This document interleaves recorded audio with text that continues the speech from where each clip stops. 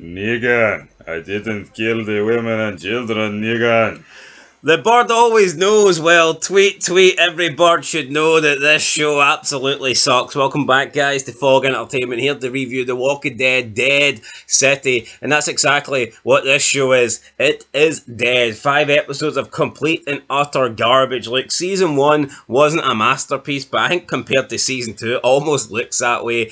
Just an absolute disaster. Episode 5 was called The Bird Always Knows, and they spent way too long having that weird woman that does the talk about birds and rocks, while Pearly just could not look any more disinterested. And that's probably how we looked watching this show, to be honest. So I can kind of relate with Pearly's feelings. But we get a few, let's be honest, in terms of this show, we get a few major character deaths, including a major herself. But the problem is, the major characters in this show are fucking shite. So whether they live or die, it doesn't really matter.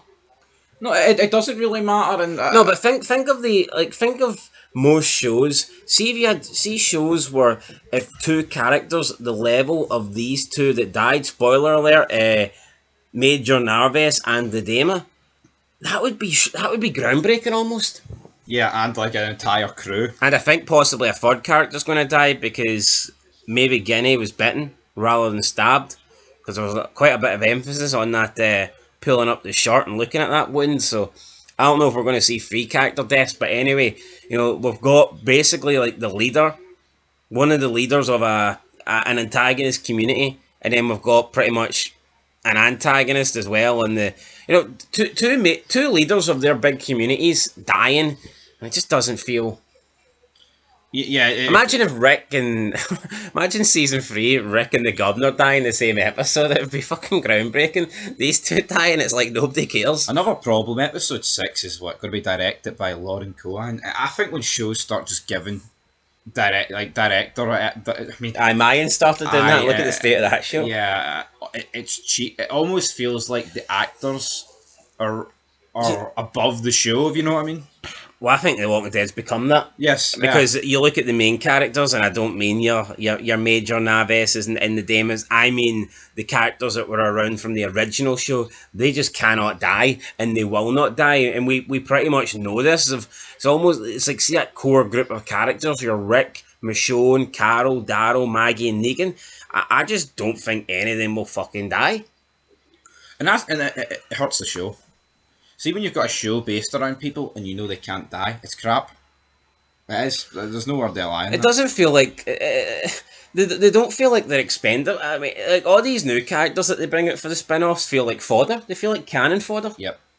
But at the same time, folks, they've survived the same time that Negan and Maggie have survived. So they should be like experienced survivors. And the way some of them get took down is straight off the Sci-Fi Channel. It's pish. Yeah, so it's mental. As soon as the OG Walking Dead characters turn up, people that have survived for like 15 years just turn into absolute rookies. And anyway, let's just point something out here. So we're watching it, and we're not really too sure like why is the Babylon took over the Iranian jabronis in the middle part, but due to the fact that Jenny's found out that Negan's still alive, so Nirvana is. She mutinies, right? So Pearly and Maggie, they've all been like sentenced to treason, but Maggie's, you're going to go and get Negan. That's what she's been tasked with. But what has that got to do with the likes of Roxana and the Iranians?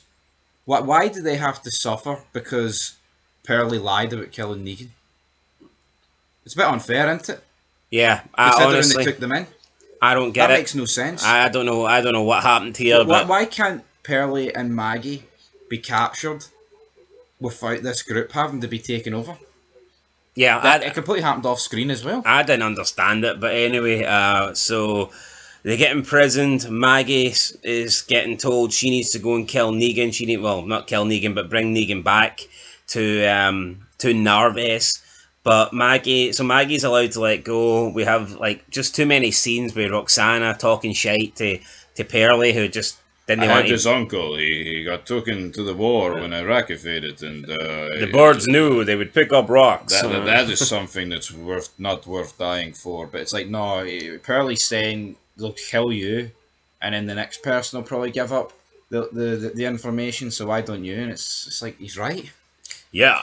It's just going to be a long line of people dying into it. But Maggie actually doesn't go to get Negan. She's trying to sneak back in and she's going to try and get her son back.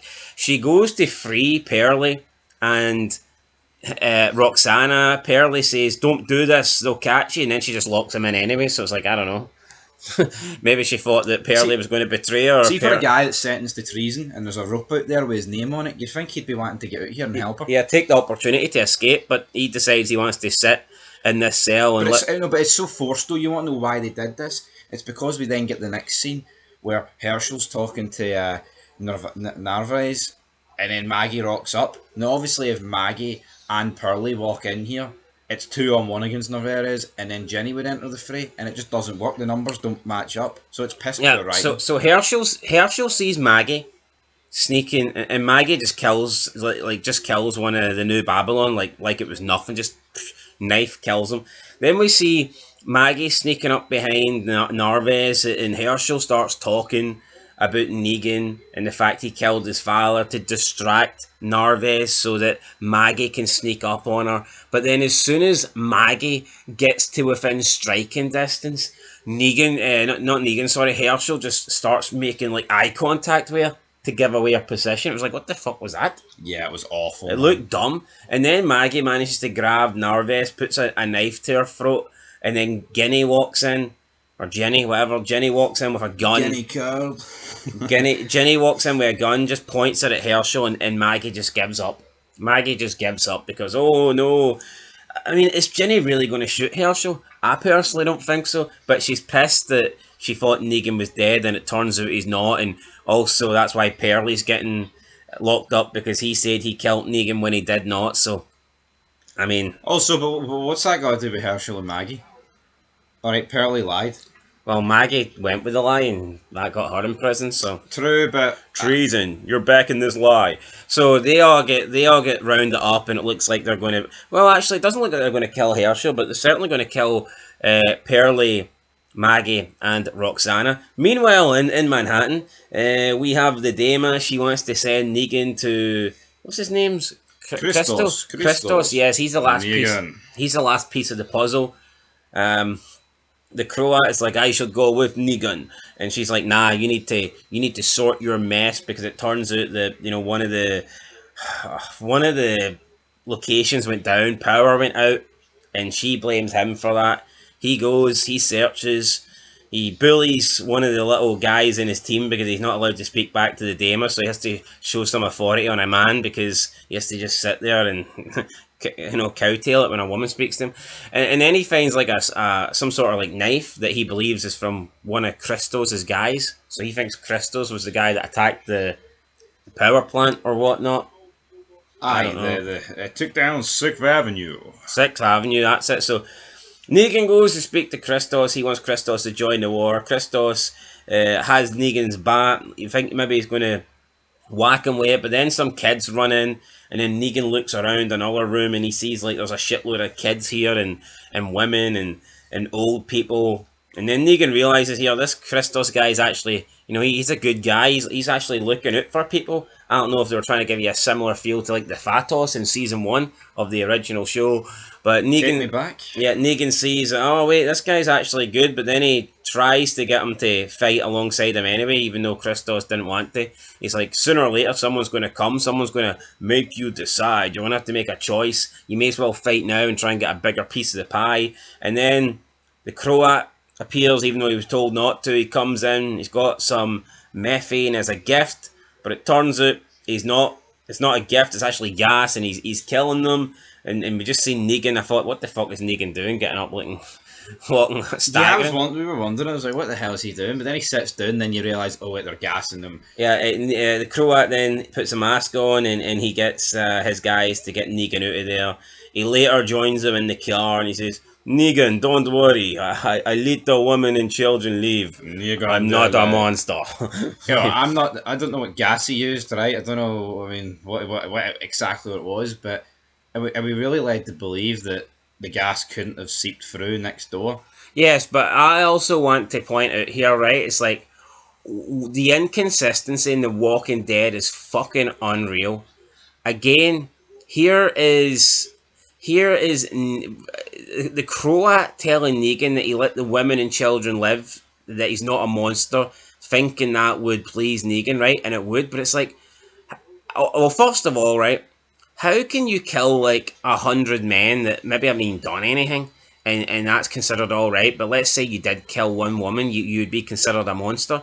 Logically, that just makes no fucking sense. And second of all, this entire show is all about like female superiority and pushing women in roles of leadership. Like, look at Maggie. Look at Carol in the original show. Everyone kisses her ass and says she's the best fighter. You look at this show, all the fucking leaders are women. The New Babylon, the Dama, Roxana. So it's all like Maggie's leading the charge as the protagonist. It's all women. So like the show, one minute they're trying to portray women to be not just as strong as the men, but stronger and better fighters. But then the next minute, they're weak, so letting them live's like the humane thing to do. It's like, make up your mind here. How can the Croat not be a monster for allowing the women to live, but then in the same fucking like the next scene, the women are the top fighters and the leaders of all these groups?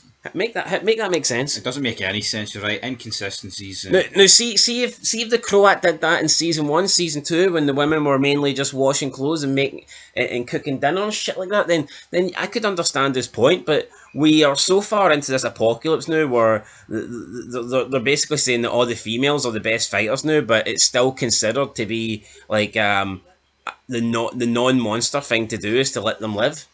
Can you explain that to me? Can't explain it. Don't understand it. Well, try and explain it, because I am flabbergasted. How they can still go with this like narrative that, oh, here, I let the women and children, but the women are all the best fighters in these shows now. That's the way they're pushed. That's the way they're written. It's an inconsistency, because what they tried to do was make Negan feel for Christos because he's seen the family, and Negan's like, well, the whole reason I'm doing this is because of my family, my kids, my kid. But then, in order to tug on the heartstrings a wee bit more, you've got the Croat. It's like, oh, Negan, I didn't kill the women and children, so it's okay. And you're right. It's like, you can't treat people as an equal and then have a scene like this. It doesn't work. Can't work. And it's just the way like he's been a fucking card to the Dama ever since you get introduced. But here he's like, he is like differentiating between like men and women. But wait, so Negan can't kill a woman, but he can force them to be his wife, and he can let Arat can kill Fat Olivia, and that's fucking fine. Yeah, but that's what I don't get. It's like Dwight killed Denise, right? Crossbow through the eye, aiming for Daryl, still killed her. Does that make Dwight worse than Negan, who keeps women as sex slaves? I don't think so. If Negan knew about that, would he have kicked Dwight out? Yeah, well, that's all the questions got to answer. But so what's the logic here? Negan thinks that a man killing a woman is wrong, but here, if he gets his little female Arat buddy to kill Olivia, then that's absolutely fine. It's like, come on. But see what the Croat did here. That's what Negan did to the Oceanside. Killed all the men. So it's a bit hypocritical from the feel bad about it, is it no? Yep. Right, then we find that the Dama's rat is dead. And Negan says to the Croat, oh, she treats you like shit. She treats that rat better. She treats the rat and her maze better than she does you. And then we get a scene where like the Croat tries to stick up for himself after being backed by Negan, and he just steals Negan's lines. Yep. The exact same thing that Negan told the Croat. The Croat repeated to the Dama. At least the rat gets a fucking treat, Negan. And then she fucks off, and well, I think we'll just follow up what happens here. So the rat's dead. The rat's dead. Then the Croat goes to talk to her. She thinks he killed the rat. Then she says, "You'd be nothing without me. I saved you. I gave you life." And then the Croat just repeats, "No, you'd be nothing without me. I gave you life." And it's like, hold on here. He's just repeating the exact same shit. Then she like fucking bites in between his finger and his thumb. and he pushes her back. Like she did to the writer back in before the apocalypse. Yeah, fucking weirdo. He pushes her back and she falls into like a candle or something, and then she gets pinned down by something, and there's flames, and she's shouting, "Meal, Mile, save me, Mile." And he looks and he's just like, "Nah, fuck this," and walks off, and the Dama burns. But I mean, at this point, the flames are engulfing her, and all she's saying is "Mile." I mean, she's not. I think realistically, you'd be screaming, but here maybe they want to make her look strong. You notice the way they kill her though, it has to be accidental, and he walks away like a card. He doesn't have the balls to put a bullet in her. We did say at the beginning that Negan would not kill this woman. Yep. And there, lo and behold, Negan did not kill the Dama. But if it was... Is that the leverage gone now? Is Negan's family alright? We'll have to wait and see. Well, I'm going to assume that the Croat will just take over, will he not? Yeah, but the Croats are weak. We've seen how weak the Croat is, and Negan's literally, called them out on this. But see, the weird logic is it'll be justified if Negan crushes the Croat's skull in with Lucille, but... Yeah, how fucking retarded is that though? Like Negan would kill men that he doesn't even fucking know. He's just met them. One of you have to die. But this woman who is like using leverage and holding his family hostage and threatening his family, Negan can't do anything to her, despite her being a bad person. He can't do anything to her because she's female. Yeah, crap, man. Why couldn't Negan why didn't Negan say, "Here, Maggie, can you shoot her?" Like I got a rat to shoot Olivia. How retarded is the logic though? I know. No, it is. Yeah, no one can think this is good. It's crap. It's shit. And you know what? It wasn't the worst thing of the episode. No, right. So yeah, we go back to the whole hanging thing where they're going to get sentenced. Roxana, she climbs up on the stool, gets her neck put through the noose, and neck broken. Then she gets taken out the noose and. Then Maggie gets put up there, and Roxana's crew, they start making the whole and this entices the zombies, so the zombies then come in. So let's bear this. The fence is there. Roxana's on the floor. Yep. Right beside where Maggie's getting hung. So let's just remember that here. Let's remember it. The gates come down. Oh. Yeah, so the walkers burst through this gate because they're making this noise. The walkers, for some reason, walk past the people at first doing the and they start taking down the New Babylon. Why the New Babylon just standing there? Yeah, the New Babylon. It's like the defensive position. Yeah, it's like the new. I know I don't understand. See, in The Walking Dead, like, see if you've got a gun and you're shooting and you run out of bullets, why don't you just walk backwards? Yep. See if a walker's closing in on you, you should be walking backwards at the same time to keep the distance. But for some reason, these fucktards just stand there as if they're frozen in position and can't also, move. Right, this isn't day one. Yeah, we're 20 year years 15 in. or whatever, year 20. I mean, we're decades in. These people should be expertise. The walkers walk past Roxana's people first and take out some new members of the New Babylon. Then they start eating members of Roxana's crew and just start taking them down. Maggie at this point manages to, like, I don't know, stand on a couple of walkers to stop her from getting choked out. And then we see Ginny, she gets pushed against like a spike or a tree branch or some shit like that and gets impaled almost, and then fights the walker off her. I mean, again, you're talking not a child, like, but a small teen, you know what I mean? It's like, what the hell's going on? It's like, see how easily it's just weird that she's like getting stuck here on a spike and she can still fight off a walker, but you've got grown men that just get taken down like it's fucking nothing. It's very inconsistent, man. The writing of The Walking Dead's garbage. Then we get Narves. She grabs Herschel, who is, I mean, it got to be at least the same age as Ginny, who's booked in this show to be like, oh fuck, look, she can take down walkers, no problem. And then Narves grabs, she grabs Herschel like around the neck with one arm while pointing her gun at Maggie, and then she just like walks through the entire fucking herd of walkers while fighting them off as well. So she's got like. She's got one hand wrapped around Herschel, and then the other hand she's just using to push past walkers, and it's like, how are they not getting taken down here? Like, how unrealistic was this shit? Honestly, it was like something off the Sci-Fi Channel. It's like it makes you wonder how it's even part of the same universe, because why do walkers act different? You know, across certain shows yet and seasons, it doesn't make It's sense. just crazy how in certain scenes the when it's somebody a red shirt they want to die, walkers will one single walker can be a deadly killing machine This one's got no strength. Herschel, like you said, he's a decent sized, teen, and she's like manhandling him with one arm. and pushing like fully grown walkers out the road. When we've seen people in the past, once walkers like touch them, they get out muscled and they fall over. Like Dale, like he fucking died. Yeah, he didn't have enough strength to get one walker off him, but this But one. it's the fact that you've got Maggie chasing him, and it's like there's no like communication. There's no dialogue between any people. Are just getting bit in silence. Like no one's even like, oh, fall back, fall back. Yeah, Ginny did help Maggie get off the noose thing. Oh, but she's a mute, so no words there. And then Maggie follows them, and then they get outside the gate, and then for some fucking weird reason, Roxana, who was literally just hung like 2 minutes ago, has already turned, and she's outside of the gate despite getting hung inside the gate. There's no way. There's no way. This is not possible. She just spawned outside the. But you know what? The Walking Dead's got a fetish with doing this. They did it with Diana. She somehow ended up outside Alexandria despite dying in a house surrounded by walkers. At least she can make a case for Diana.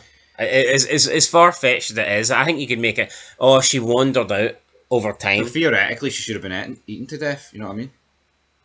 No, true.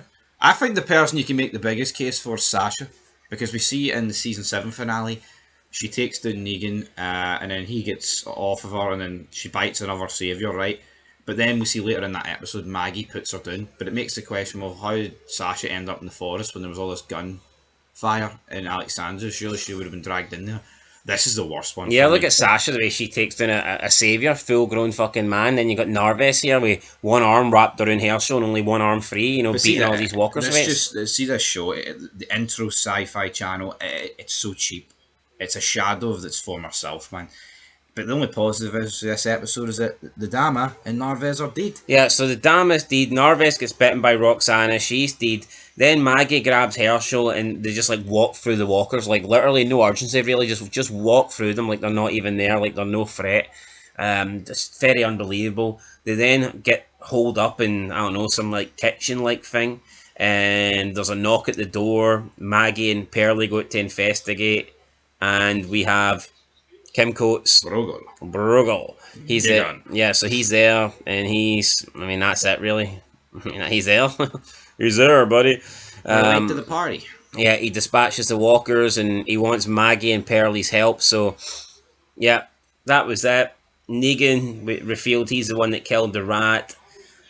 He's not allowed to kill Dama, so he kills Dama's rat, so that Dama and the Croat have beef, and then that leads to her death. Just pathetic, man, isn't it? I know.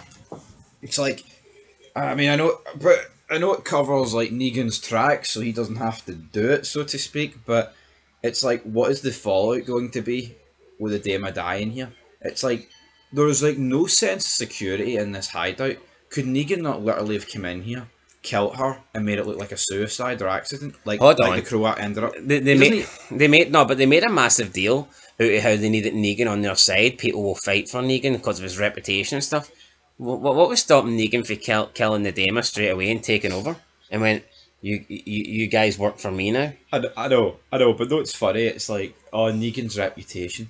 See Christos, Bruegel, and everybody else, they're all like, who's this guy? Not one of them has a fucking Scooby who Negan is. And why should they? They don't whip out Google and be like, oh look, Negan bashed that guy's head in with a bat. See is like bad, and see as bad as like Negan was. You know, where's the sanctuary? What state is it?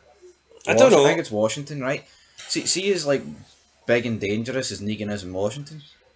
There's someone like 10 times worse than him in California. There's someone 10 times worse than him up in fucking Toronto. That's just how it works. Realistically, the only people that would know about Negan would be the saviors or the communities that they take 50% from. Yeah. Now you might get the odd person that used to be a savior or used to be in one of those communities and they thought, fuck it, I'm going to go on the run. I'd rather take my chances.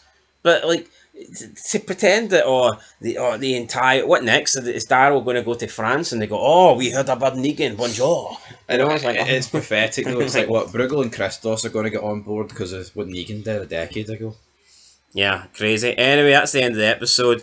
Listen, you had some character deaths, you had some zombies, you had some fight scenes, but honestly, like the believability of the show was fucking horrendous. And also, see another thing. See when the Croat eventually snaps and calls out the Dama. Why didn't he do it like, I don't know, like 20 years ago? Because it's like there was no threat. It's not like she was like, I'm going to have you killed for this. It's like he was literally just scared of her. You know what I mean? It wasn't like, the reason why he didn't speak up to her is, she was going to have like two henchmen gut him or something, or cut his head off, or cut off his other ear. It's like there was nothing. There's no leverage over the Croat like Negan has with his family. He's just a little bitch. A little Croatian bitch. Yeah, anyway, rating time, I'm going to give it I think I'm going to give this a 1 out of 10. I think it was fucking garbage.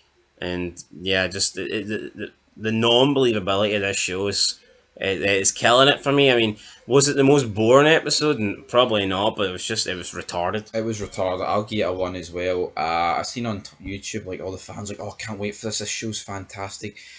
See, if you watch an episode of this, right? Say you watch this very episode, then you go back and watch an episode from early Walking Dead.